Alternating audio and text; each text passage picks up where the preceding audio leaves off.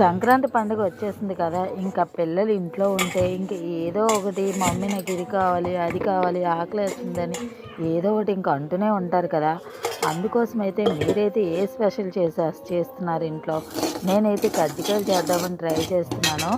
Already నేను ముందుగా అయితే మైదా పిండి, కొంచెం గోధుమక, కొంచెం సాల్ట్, కొంచెం నెయ్యి వేసుకొని పిండిని అయితే కలిపి పెట్టుకొని ఉంచుకున్నాను. దాని తర్వాత ఒక బాణలిలో కొంచెం గోధుమ నూక వేసి బాగా ఫ్రై చేశాను. అలాగే అందులో కొంచెం ఎండు కొబ్బరి కొంచెం ఫ్రై చేశాను. దాంతోపాటు కొంచెం నువ్వులు, అలాగే పంచదార, అలాగే దాంతోపాటుగా మనము బాదం పప్పుని కూడా కొంచెం ఫ్రై చేసి మిక్సీలో వేసి మనం గ్రైండ్ చేసుకొని పౌడర్లో చేసుకోవాలి. మీకు కావాలంటే మీరు అన్నీ జీడిపప్పు, బాదం పప్పు ఇలా డ్రై ఫ్రూట్స్ ఏవైనా వేసుకొని కూడా పొడి చేసుకొని ఫ్రై చేసుకోవచ్చు. ఇలా అన్ని పొడులు కలుపుకొని అందులో కొంచెం షుగర్ పొడి కూడా వేసుకొని, యాలకుల పొడి వేసుకొని బాగా ఫ్రై చేసుకొని ఈ పొడిని పక్కన పెట్టుకోవాలి.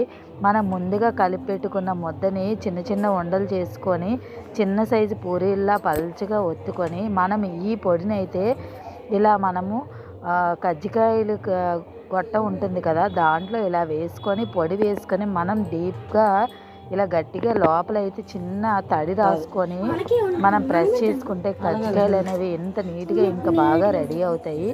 కొంచెం ఆరిన తర్వాత ఇంకా ఆయిల్లో మనం ఫ్రై చేసుకోవాలి.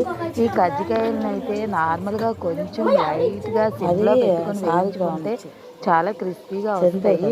వీటిని మనం పంచదారతోనే కాదు బెల్లంతో కూడా వేసుకొని ఫ్రై చేసుకున్నా కూడా చాలా టేస్టీగా ఉంటుంది. ఎంత టేస్టీగా ఉండే కజ్జికాయలను అయితే నేనైతే ప్రిపేర్ చేశాను.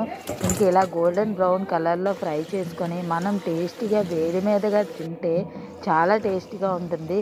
పిల్లలు కూడా చాలా ఇష్టపడి తింటారు. మీకు కనుక ఈ వీడియో నచ్చితే లైక్ చేసి సబ్స్క్రైబ్ చేసి నా పేజ్ని అయితే ఫాలో చేయండి. Thank you all. Bye bye.